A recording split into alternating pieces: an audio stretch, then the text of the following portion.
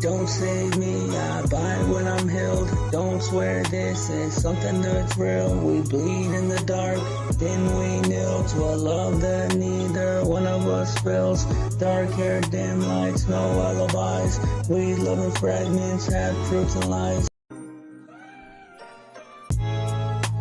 Don't save me, I bite when I'm healed. Don't swear this is something that's real. We bleed in the dark, then we kneel to a love that neither one of us feels. Dark hair, dim lights, no alibis. We live in fragments, half truths and lies. If we go down, don't ask me why. We both know the risk, it was just to feel alive. Yeah, we don't fall in love, we crash tested the speed. Two red flags waving like they're begging us to believe. I learned affection from the absence and heat. You learn survival from lies you repeat. Dark-haired beauty with the storm in her stare. Every silence is weighted like she's daring me dead. I don't touch softly, I just grab when I'm scared. She don't trust gently, she just tests if I'll care. We speak fluent sarcasm, that's our first date. Compliments wrapped up in a twist of a debate. We left at the damage like it's part of our fate. Two fires flirting with gasoline plates. I love you like a habit that I refuse to break. You love me like a risk that you can't help but take. Don't save me, I bite when I'm healed. Don't swear this is something that's real. We bleed in the dark, and we kneel to a love that neither one of us feels. Dark hair, dim lights, no alibis. We live in fragments, half truths and lies. If we go down, don't ask me why. We both know the risk, it was just to feel alive. Yeah, I don't cheat with bodies, I cheat with control. She don't lie with words, she lies with her soul. We circle the truth, but we never get close. Both scared that honesty's gonna ruin the show. We make love like it's a ceasefire sign. Then we argue the moment when we're back in our minds. She says you're cold, I say you're unkind. We both half right, but we both mostly blind. Don't save me, I bite when I'm healed. Don't swear this is something that's real. We bleed in the dark, then we kneel to a love that neither one of us feels. Dark hair, dim lights, no alibis. We live in fragments.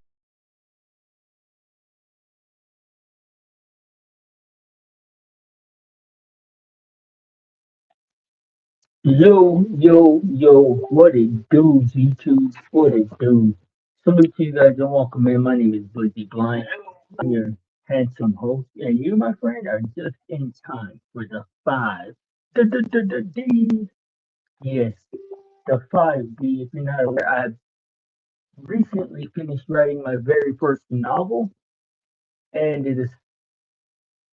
Hold on, let me turn the sound of these notifications off. It's been driving me crazy.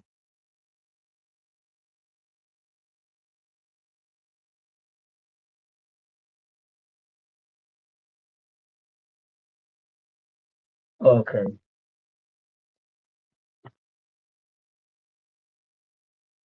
All right, but anyway, straight to the content. I'm not gonna waste you guys' time. Let's get to it.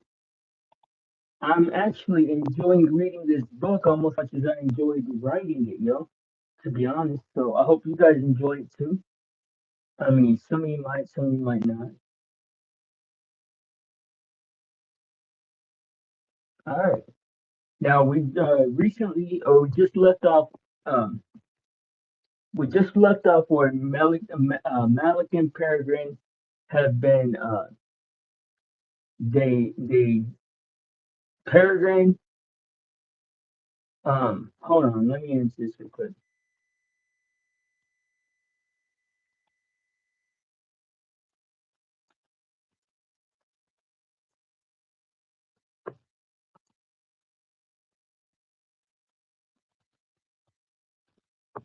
Okay. Okay. Where we left off, Peregrine had just attempted to uh, fortify their node in the Archive deserts, and Malik touched the shoulder, and their energies clashed, and it broke or cracked the node.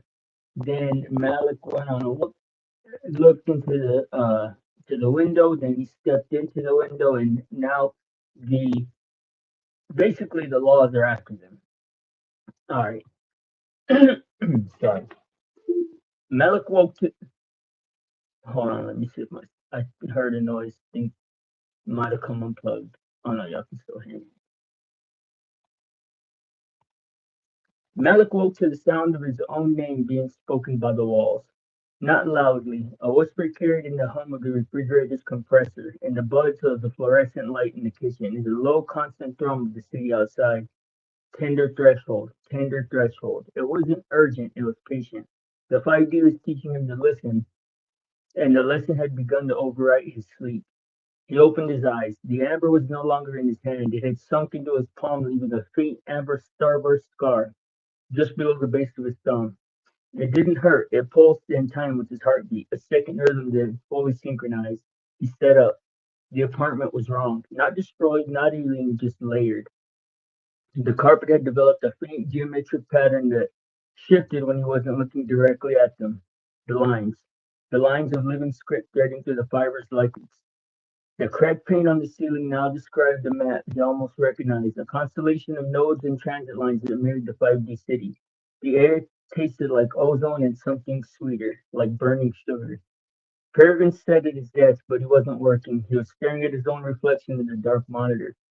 His eyes, when he turned to look at Malik, were fully threaded with silver now, the circuitry grown complete, pulsing faintly in the dim room. "You slept 12 hours," Peregrine said. His voice was hoarse. "I couldn't. Every time I closed my eyes, I saw the gray market, the hounds, Mira," he paused, "and you, glowing the wall like a lantern." Malik looked at his hands. The golden filaments in his pupils had settled in, no longer fading. He could still see the 5D overlay if he concentrated. But now it was a dial he could turn, not a flood that he was drowning in. "We need to check the node," Malik said. "If I crossed over without the rig, the anchor might be—" The lights cut out. Not just the apartment, the entire building, the street outside, a rolling blackout that swept through the block with a sound like a giant inhaling. The digital silence was immediate and total. No hum of servers, no distant traffic signals, no sellers whispering to phones. It was sudden dark. The amber scar on Malik's palm flared bright amber, casting long jumping shadows. Then his phone screamed.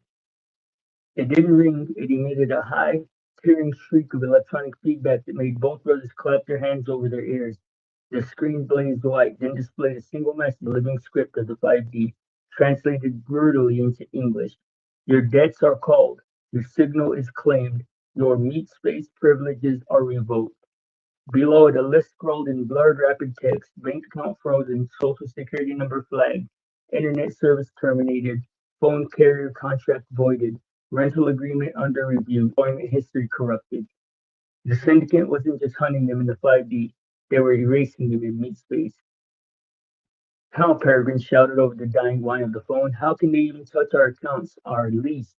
Malice stared at the scrolling text, understanding with a cold, sinking clarity. "Because everything is the 5D. Everything is the 5D now," he said. "The bank doesn't just keep money in a vault, it's data. The lease isn't just paper, it's a digital signature. Our whole lives are just permissions in a system that they can rewrite." The phone went dead. Not powered down, dead. The screen cracked from within, a spiderweb of gray static that smelled like burning plastic. Peregrine grabbed his own phone. Same message, same death. He threw it across the room where it hit the wall and shattered into pieces. They didn't look glass anymore. They looked like dry, dead code. "They're unmaking us," Peregrine whispered. "They're turning us into ghosts before they even kill us." Knock, knock, knock. A knock at the door. Hard. Official. 3 racks. "San Antonio Police," a voice called. "Open up. We have questions about your net activity." Malik and Peregrine looked at each other. Then they looked at the bathroom where Peregrine had built a new rig. Another knock, louder. Now, gentlemen, or we come back with the warrant and the FCC."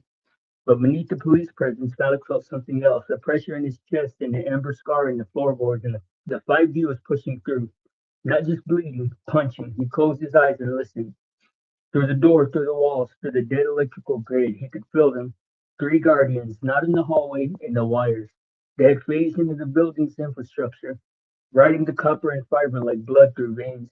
They weren't knocking at the door, they were knocking on the dimensional membrane itself, demanding entry to the node that had been illegally anchored in their apartment.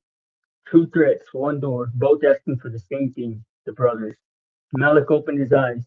We have maybe 30 seconds before the cops kick it in, and maybe less before the Guardians figure out how to force the note open from the side. Peregrine grabbed his rebar club. Then we fight.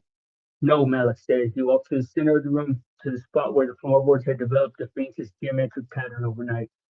He pressed his ember-scarred palm flat against the wood. We hold. He pushed Tinder threshold into the apartment itself, not into the 5D, into meat space, into the drywall, the copper wiring, the wood beams, the foundation. He asked the building to remember what it was, a shelter, a box that kept the storm out. He didn't force it, he offered it a reason to be solid. The effect was immediate and awe-inspiring. Shifting patterns in the carpet froze, then hardened into a dense interlocking lattice that looked like a fossilized light. The walls thickened, the paint becoming ceramic, the studs becoming stone. The apartment didn't just become a fortress, it became a sanctuary, a bubble of stabilized reality where the 5D's influence couldn't penetrate without invitation. The ember scarred blaze bright. The ember scarred blazed so bright Malik's hand cast no shadow. The knocking on the door stopped. Excuse me. The knocking on the door stopped. Outside, the police officers were suddenly confused. One of them spoke to his radio, voice crackling with static. Dispatch, I'm showing a complete signal dead zone in this location. GPS was putting us in the middle of the Gulf of Mexico.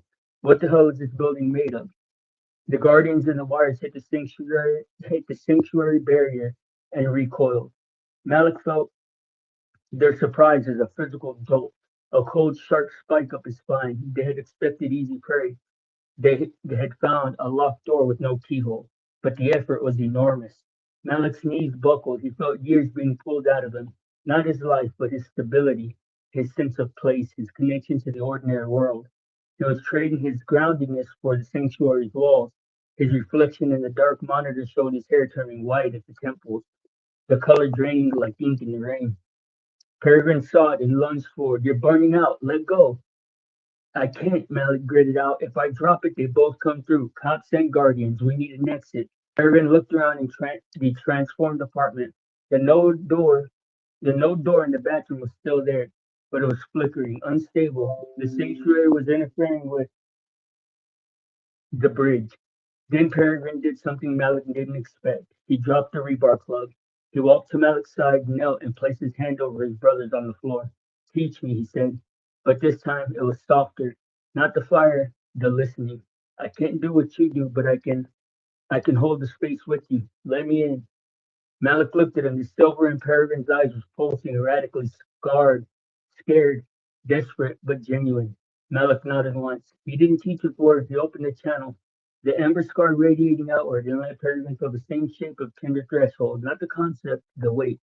The willingness to stand in the way and absorb the impact so others could pass through safely. Peregrine gasped. His hands trembled. The silver threads in his eyes dimmed and shifted, threading with the faint gold. Not a conversion, a modulation. Fire learning to be a hearth instead of a wildfire. Together they held the sanctuary. The apartment became a monument. The walls glowed with warm ember light that bled through the blinds and made the cops outside chill their eyes. The building's dead electrical grid sang back to life in a harmonic key that had nothing to do with AC voltage. The streetlights on the block synchronized to a slow breathing pulse. And in the 5D, their node fractured and bleeding suddenly shored up. The eastern wall filled, the dead pixels with living gold. The door to the meat space became a two-way bridge, stable, humming, and real. The guardians and the wires withdrew, not defeated, but baffled. They had never encountered such a threshold held by two architects before. The cops outside retreated to their crews, their radio squawking nonsense, GPS spinning. They would fall report about a signal anomaly and move on for now. Malik and Peregrine collapsed onto the floor side by side, gasping, their hands still touching. The same story held for 10 more seconds, then gently, gracefully faded back into the ordinary drywall and carpet. The ember scar on Malik's palm dimmed to a faint glow. The silver and gold threads in their eyes retreated to a subtle, permanent shimmer. They lay in the quiet, ruined apartment, surrounded by dead phones and a melted router and the wreckage of their meat space lives. We're ghosts now, Peregrine whispered. No money, no IDs, no signal. No, Malik said, staring at the ceiling. We're not ghosts. We're something else. What?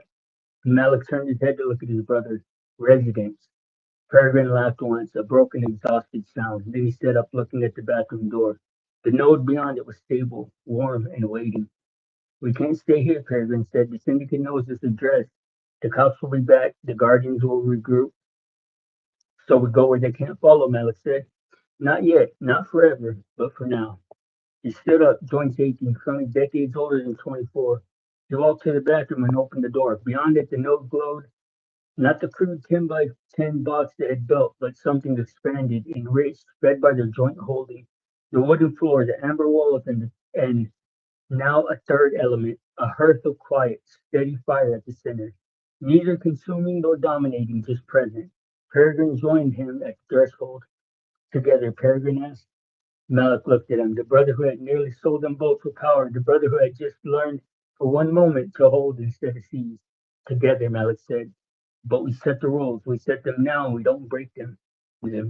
No fire without my threshold to contain it. No reaching for keys until we understand the lock. And no one, Malik's voice hardened, no one goes after Mira alone. We find her together or we don't find her at all. Peregrine hesitated, then he extended his hand. Malik shook it. They stepped through the door, leaving meat space behind. The bathroom door clicked shut, then vanished, folding itself into a single amber thread that buried itself in the foundation of the building like a seed. The apartment was empty. But in the 5D, a new light had kindled in the archive desert. So a home node, yes, but now something more. An embassy, a bridgehead, a place where two brothers from Meat Space had learned for a moment to hold the world together instead of tearing it apart. And somewhere in the city of light, in a quiet note of his own, Gabriel looked up from his desk and felt the shift in the architecture. He smiled, time worried and hopeful all at once. They're learning, he whispered to Mira's picture on the wall. The picture, as always, did not answer, but the broken pendant around her neck seemed for just a flicker to glow. Prepared. Hold on. Oh, what's up? What's up? Smoking, saluting, and walking in. Can't we read Playboy? Probably what. What is this? Salute to all of y'all. Welcome in. Big Bad, Clay McBride, and Sassy Summer. Salute to y'all. Welcome in. Okay, hold on. I gotta light my cigarette.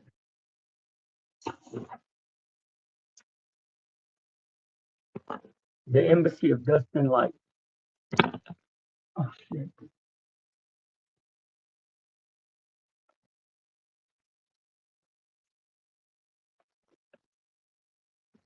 The node had grown while they weren't looking. Malik felt in the moment they crossed. Malik felt the moment they crossed the threshold.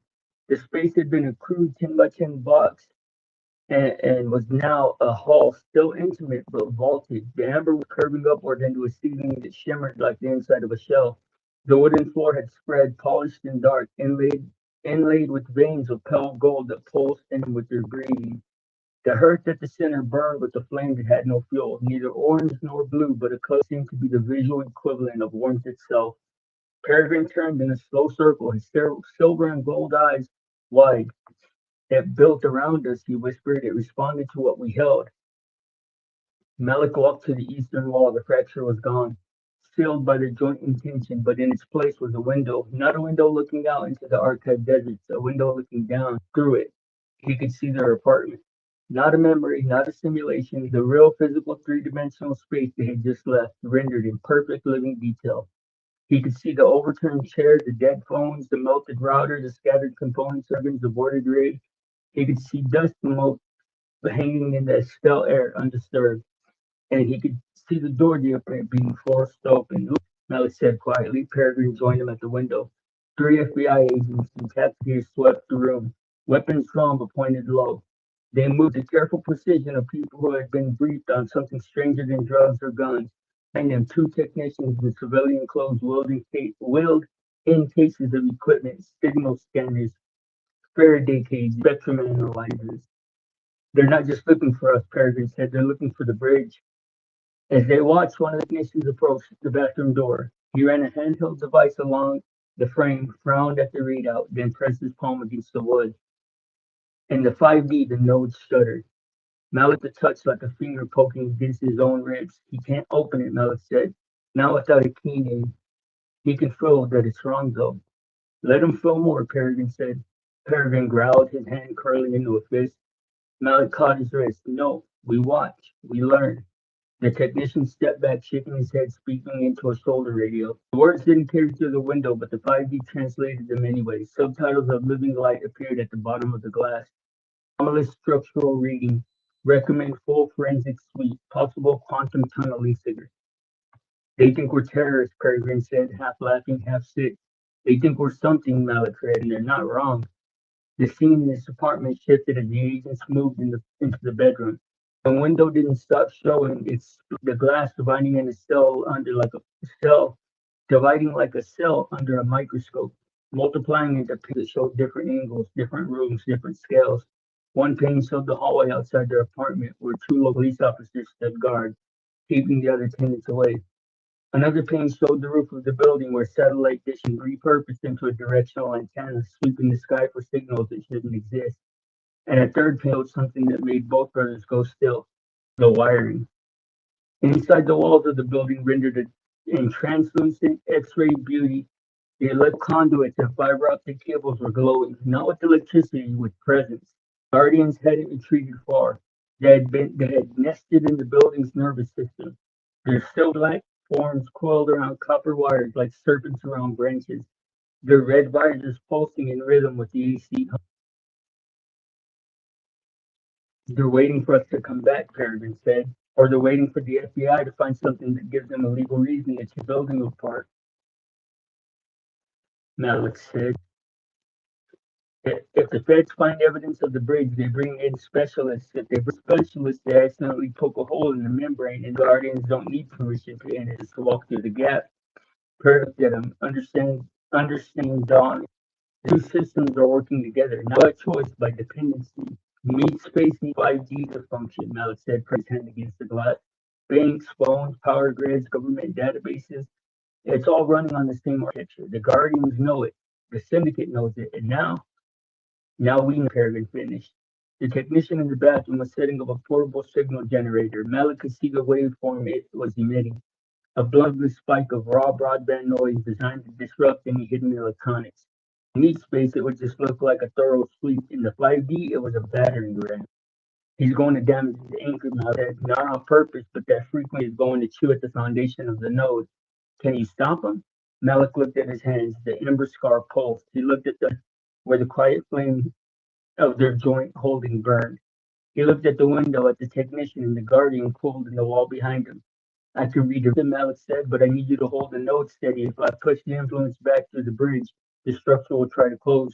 You convince it to stay open. How?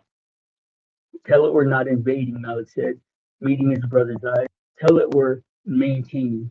Peregrine nodded. He walked to the center of the hall and knelt by the hearth, placing both hands on the floor. The silver and gold threads in his eyes blazed. The wooden floor groaned, the gold veins brightening, the entire node flexing like a muscle but holding its shape.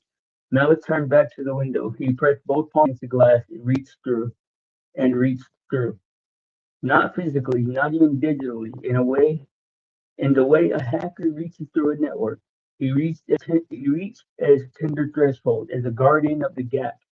He extended his intention to the signal path between the 5D and the technician's device, and he didn't block the signal. He translated it. The technician flipped the switch on his generator. In meat space, the device did its broadband spike. But by the time the wave passed through the bridge and into the 5D's influence, Malik had reshaped it. He didn't words for what he just did. It was closer to thinking than coding, closer to empathy than engineering. He took the wave's aggressive, disruptive intent and gave it a different emotional register. He made this curious instead of violent, inquisitive instead of destructive. The generator's readout flatlined. The technician frowned, tapping the screen. He checked the power source, cables, the antenna. Everything was working, but the signal when it touched the bathroom simply went off. It split into a dozen harmless frequencies, each one drifting away to inspect a different part of the apartment.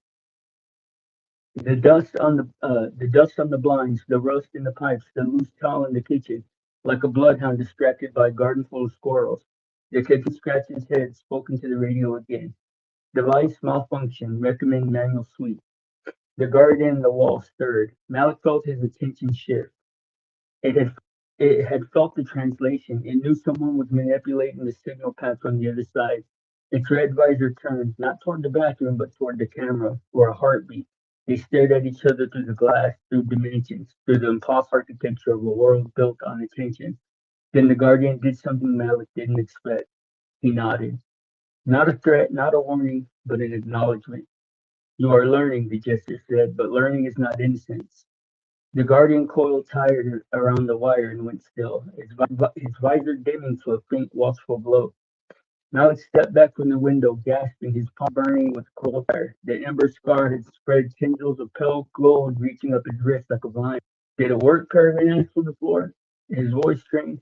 They're not going to tear the apartment apart brick by brick, Malik said, but they won't find. Oh, they're going to tear the apartment apart brick by brick, Malik said, but they won't find the bridge, not today.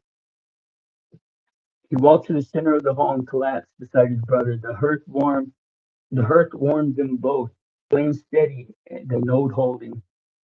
We can't go back, Peregrine said. Not to that apartment, not to that life. No, Malik agreed. But we can go forward. Where? Malik looked at the window. Not at the panes showing their apartment, but the deeper glass, the older layers, the parts in the node that had been showed other views. The archive deserts, yes, but also further out, a thread of leading away from their sanctuary into a brighter, denser, more dangerous part of the 5D. Gabriel said there were people fighting back, Malik said. The mirror found evidence if the syndicate is hunting us and the guardians are watching us, then the only move is it's finding the resistance. Resistance, Peregrine repeated. He laughed, but it was a tired sound. We're two unemployed kids from Antonio who can't pay our own phone bill. Going to join a dimensional resistance? We're two architects who just held off FBI and Guardians at the time, Alex said, looking at his palm.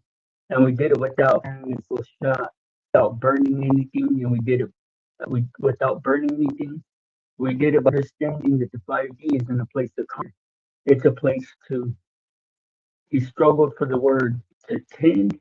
Peregrine finished quietly. Malik looked at him. Peregrine was staring at her, his face lit by an impossible flame. He said, when you reached through, I felt what you were doing. It wasn't weakness, Malik. It was cultivation. You were gardening in a war zone. And you held the wall so I could do it, Malik said. Yeah, Peregrine for fingers. The bruised line of the transit key was on his wrist. But now it was threaded with the same pale gold of Malik's modulated, changed. I think I'm starting to understand. Fire doesn't have to be a it can be a greenhouse heater. Malik suggested. Peregrine ordered, then he laughed. Really laughed. The first genuine sound of release since cross. A greenhouse heater, he agreed. God help us. That's what I've become. They sat in the warmth for a while longer, letting the nodes stabilize around them, and their transformed bodies adjust to the new way of being. They weren't meat space human more. They weren't native 5D beings either. There was something in between, something that had never existed before. And somewhere in the city of light, resistance was waiting. The window shimmered, the panes folding away, leaving only a single central view of the thread of light leading outward, pulsing with invitation and warning and vision. Malik stood up first. Peregrine followed. The edge of the hall where the wooden floor met the living geometry of the 5D, a new door was forming, built by either brother, offered by the world itself, in response to their holding. It was made of something that looked like dawn, like the first light before the sun arrives, when the sky holds its breath, like the color of a promise kept. The Peregrine asked. Malik looked at his brother's silver and gold eyes. The bruised wrist, hunger still there, but now tempered by something that looked like, finally, like peace. Together, Malik said. They opened the door and stepped through into the deeper 5D, where the city lighted and the syndicate hunted guardians watched and the resistance waited in the spaces between. Behind the node remained an embassy, a home. And in each space, the FBI finished the sweep, found nothing but a cheap apartment full of electronics and dust. They followed a report that would be buried under 1,000 stranger cases. But the guardians stayed in the walls, were patient. They knew the doors, once opened, rarely stayed closed forever. Okay. What's up? What's up, Doug? Yeah, it ain't for everybody. It ain't for everybody, my boy. And I'll focus on whatever I want to focus on. Thank you, though. Should I keep going? Okay, I guess that's enough for tonight. Nah, I'll read more. Hang on, though. I got the cigarette.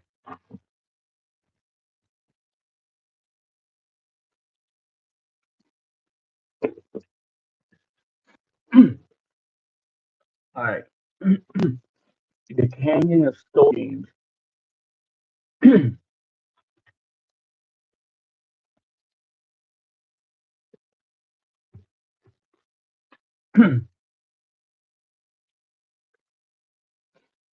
They had walked for what seemed weeks through time in the though time in the 5D moved according to attention, not clocks.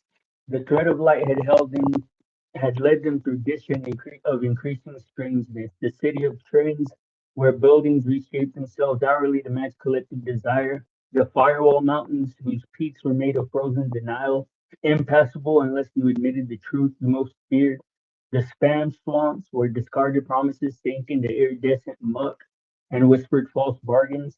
Peregrine had not lit a single fire since the note. He had followed Malik's lead through every crossing, every negotiation, every narrow escape. When a bridge of frozen trust collapsed beneath him, Peregrine had grabbed Malik's hand and led his brother and them both to the solid geometry. When a tribe of native data weavers demanded payment for safe passage, Peregrine had stayed silent while Malik offered not force, but a memory of their mother's kitchen. Warm, unguarded, real, and weavers had wet colors that became a map. Peregrine's fire in his chest like a caged sun. He could feel it growing hotter with every step, every moment of suppression. The silver and gold threads in his eyes had begun to bleed red at the edge. The fire claim pressing against his limits, Malik had asked him to accept, but he had promised. No fire without Malik's threshold to contain it. And Malik had been right. Their progress to the 5D had been slow, but it had been true. Natives who would have fled from Peregrine's blaze approached Malik's calm instead. Doors opened, paths cleared, the world seemed to lean toward them, curious rather than defensive, until they reached the canyon of stolen names. It was a wound in the 5D, a place where the syndicate's harvesting had left permanent scars. The sky above was not a sky, but a bruised, flicked static, dead pixels blown up to atmospheric scale. The ground was made of compressed identities, millions of stolen key names ground down to gravel, into dust, into a landscape of raw, screaming spiritual abrasion. Every step hurt, not physically, existentially. Malik felt his own name, tender threshold, trying to fray at the edges, pulling apart by the vacuum of so many lost identities. He had to speak his name aloud every third step, reaffirming it, holding himself together by sheer recursive will. Peregrine walked with his teeth clenched, hands shoved deep in his pockets, shoulders hunched. The stolen names clawed at fire flames to tear it from him. And to the gravel, added to the gravel, he could feel the theft like fingernails on the inside of his ribs. We shouldn't be here, Peregrine said, his voice tight. We have to cross it, Malik said. The resistance is on the other side. Gabriel's map. Gabriel's map didn't tell us the canyon was a great Peregrine snapped, then immediately softened. Sorry, it's hard to hold. I know, Malik said. He reached down and touched Peregrine's shoulder. The contact steadied them both. We're almost through. The thread leads to that ridge. He pointed. A kilometer ahead, the canyon walls narrowed to a sharp, jagged pass. Beyond it, the static broke into clean golden light, the territory of resistance. They pushed forward. Halfway to the ridge, the gravel began to move. Not an avalanche, but stirring. From the dust, shapes rose. They were the hollowed out husks of harvested beans, not dead, not alive, but processed. Their forms were translucent, flickering shapes of the names they had lost, a teacher, a child, a musician, a souled lover. They moved with the jerky puppet coordination of something controlled from a single center. And at the center of the canyon, rising from the deepest pit of compressed identity, was the harvest.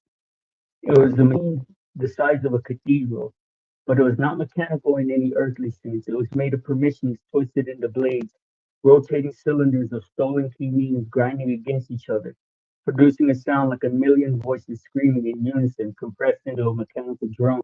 Its eyes were two massive red visors, syndicate design, but magnified, amplified, so the canyon itself. It had been waiting for them. Crossing detected, the harvester boomed, its voice the sound of a database collecting unregistered architects, unaffiliated key names, high value extraction candidates. Malik grabbed Peregrine's arm. Run! They ran. Hollowed husks gave chase, not running but skipping, teleporting in stuttering jumps across the gravel, closing distance in impossible bursts. Peregrine stumbled, a husk caught his ankle, a cold dead hand made of someone else's lost name. He kicked free, but the contact left a frostbite burn on his translated skin. Malik pulled him up the ridge. They sprinted for the narrow pass. The harvester turned its full attention toward them. The grinding cylinder slowed, then reversed. A beam of raw extraction light, white, surgical, absolute, lanced out from the central eye and struck the canyon floor between the brothers and the ridge. The ground erupted, not in fire, in absence. A pit opened, a perfect cylinder of deleted space, dropping into nothing. The edge of the pit crumbled beneath Malik's feet. He threw himself backwards, landing hard on the gravel. The breath knocked from him. Peregrine skidded to a stop at the pit's edge, staring down into the void. The husks surrounding him, 20, 30 more rising from the dust every second. The harvester ground closer, its cylinders chewing slowly names into a fine screaming powder that drifted down like snow. Submitting names for extraction, it commanded. Resistance is recursive pain. Malik scrambled to his feet. He raised his hands, palms out, and pushed the tender threshold into a dome around him. A sanctuary shell like the one he'd built in the apartment, but small, portable, desperate. The husks hit the dome and clawed at it. Each scratch sent off the feedback through Malik's nervous system. He could feel his name being tested, pride evaluated for weakness. Malik, Peregrine said, his voice strange, controlled, terrified. I need to burn them. No, Malik grasped, holding the dome. If we burn here, its place of stolen names, the fire will feed on them. It'll use theirs as fuel. They'll be burning victims, not enemies. They're already dead. Trapped, Malik corrected, his voice breaking under the strain. If you burn this canyon, you become the harvester. You just use a different fuel. Peregrine looked at the husks, at their flickering, lost faces, as if they had been, his hands shaking. The fire in his chest was a star collapsing inward, a singularity of denied force. Then what do we do? Peregrine asked. We can't hold this much longer, and neither can you. Malik felt the truth of it. The dome was cracking, his knees were buckling, the harvester's extraction beam was warming the air inside the sanctuary, preparing to boil them out of their shells. The ridge was 50 meters away, 50 meters of husk, void, and grinding death. Malik looked at his brother, saw the fire in Peregrine's eyes. Not the silver, not the gold, not but the pure white original fire of fire flame.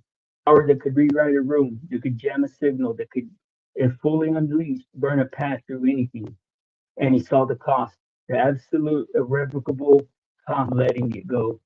Malik said. Peregrine turned. His face was wet with tears of effort, his jaw locked, his whole body vibrating with suppressed force. I was wrong, Malik said. Peregrine blinked. What? I asked you to be a greenhouse heater. I asked you to hold back, and you did. You held back for me every step, every mile. Malik's voice was steady despite the dome fall on him. But there are times when the threshold isn't meant to keep fire out. It's meant to let fire through. Peregrine stared at him. Burn, Malik said. Peregrine shook his head. I'll kill them. I'll kill us. You just said that you won't. Malik said. He stepped forward inside the dome and grabbed Peregrine's face with both of his hands. He pressed his forehead against his brother's. Because I'm not opening the door for you to destroy. I'm opening the door for you to pass through. I am your threshold, Peregrine. I am the gate, and I'm telling you, step through me. The dome shattered. The husks lunged. The harvester's extraction beam blazed. And Peregrine, for the first time since the basin had named him low. But he didn't just explode, he focused. Through Malik. Malik dropped his knees, both hands gripping Peregrine's wrist. He opened himself completely. He became a conduit, a lens, a channel of absolute unconditional permission. Tender threshold stopped being a wall and became a funnel, a geometric singularity that gathered every ounce of Peregrine's suppressed fire and directed it into one single impossible vector. Peregrine screamed. It was not a sound of pain, it was the sound of a star being born. The fire that erupted from him was not orange, it was not red, it was the color of intention made absolute. A white gold beam of such concentrated, refined channel force that it didn't just burn the husk. It restored them. Malik's threshold didn't just let the fire pass, it informed it. It gave fire a moral shape. The beam struck the first husk, and instead of incinerating it, it burned away the syndicate's control, the puppet strings, the harvested bindings, the full code. The husk's flickering from the husk flickering form stabilized. A face emerged, clear and free, eyes wide with sudden awareness. The being looked at Mac and Peregrine with gratitude too vast for words, then dissolved into pure, clean light, returning to the 5D cycle as a free name rather than stolen property. The beam swept across the canyon. Every husk it touched was unmade in the same way, not destroyed, released. The stolen names were burned free of their compression, their grinding, their imprisonment. They rose as individuals, thousands of them, a constellation of liberated identity filling the bruised static sky. The harvester shrieked. Its cylinders jammed, the grinding stopped. The extraction beam tried to fire again, but Peregrine's fire channel through Malik's absolute unringed threshold struck its central eye. The machine didn't explode, it unraveled. Its permissions were burned away, its stolen names were read. Its structure built entirely on domination and death had no defense against fire that had been given the shape of liberation. The cylinders slowed, cracked, and released their contents in a storm of golden sparks. The resistors dimmed, then shattered. The harvester collapsed inward, folding like a paper sculpture in the rain, until nothing remained but a quiet, smoking crater and the soft, settling sound of freed names finding their way home. The canyon fell silent. Peregrine stood in the center of a soul of absolute, perfect ash, not the dead ash of the archived deserts, but clean, warm ash that smelled like incense and renewal. His hands were raised, his eyes blazed with white gold fire that had not yet dimmed. Malik knelt before him, hands still on his brother's wrist, his whole body trembling, his ember scar blazing so bright it looked like a star embedded in his palm. He had channeled more power than he had ever imagined to hold, and the threshold had held. Because it had not been a wall, it had been a bridge. Peregrine looked down at Malik, fire in his eyes slowly cooled, retreating back into the silver and gold, leaving behind something new, something that had been forged, not found. Thank you, Peregrine whispered. Malik looked up at him, exhausted, grinning, crying. Don't thank me, Malik said. You did the burning. I just aimed. Peregrine laughed. It was a broken, beautiful sound. He sank to his knees, catching Malik as his brother closed forward, and they held each other in the center of the liberated canyon while the freed names sang overhead in patterns of light that looked, for all the world, like hope. Above them, on the ridge, figures were gathering. Not husks, not guardians, not syndicate. The resistance. All right, we're gonna leave it there, guys. Thank y'all, everybody. You see that more of y'all are starting to stick around and actually listen to it, man. Y'all don't know how much I appreciate that. Thank y'all guys so much. Anybody who's listening to this with me, and anybody who could find support, y'all guys can hit the like, subscribe, share, notification bell, all that stuff. It's greatly appreciated. But other than that, I'm going to call it a night. I hope you guys enjoyed. Take it easy. Remember, guys, there's your side, there's her side, and there's the blind side. Blind side news, y'all, because we'll continue this tomorrow before we left off. Y'all take care. Good night.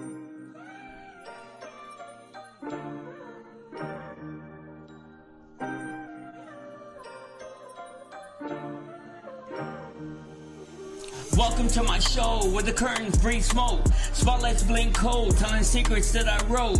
Heart on a tightrope, mind doing backflips, every line confessing, dressed up as ad-libs. I juggle my demons, they call it a performance. Trauma in costumes, anxiety's chorus. Tickets will scar you, you pay with attention. I trade you my flaws for a moment of mention. The mic is a mirror and I rap to my face, trying to recognize me in a digital space. Crown full of ghosts from my past that I survived. They clap when I bleed, saying damn, he's alive. Bass in my chest like a second heartbeat. I'm a tortured soul, so I torture the beat. The stage is a cage with invisible bars. Can't let my light dim, I'm a shining star. Applause is a drug and it's easy to get addicted. Love the attention but hate how it's scripted. They want me consistent, I'm chaos in shoes. All will be forgiven if I can just stack these views. The void comes to me when it needs to confess. My shadow got followers, I guess I'm a success. All my friends stay scared, text me every day saying I'm great. I say get out my way. Welcome to my show where the hope wears a mask and the faith is a dare, not favor you ask. I shake hands with doubt, we got history deep. He knows all my secrets, I doubt he'll say Pete. My voice is a weapon, but I aim it at myself. Self-sabotage, and I put me on the shelf. Welcome to my show, the lights are too bright. You can't see the tears when I say that I'm alright. I learned how to laugh in emergency rooms. I learned how to dance with impending doom. Dreams try and creep over me at night. They whisper don't quit, then they're gone by the light. I treat every beat like it's the last confession. Pastor is rhythm and church is in session. I stand with ambition, repent with regret. No betting on futures that I haven't even seen yet. Mine mostly dead, occasional spikes. I keep finding versions of myself I don't like. I shake hands with strangers inside of my head. They all want control and they all want me dead, but I'm still here breathing on.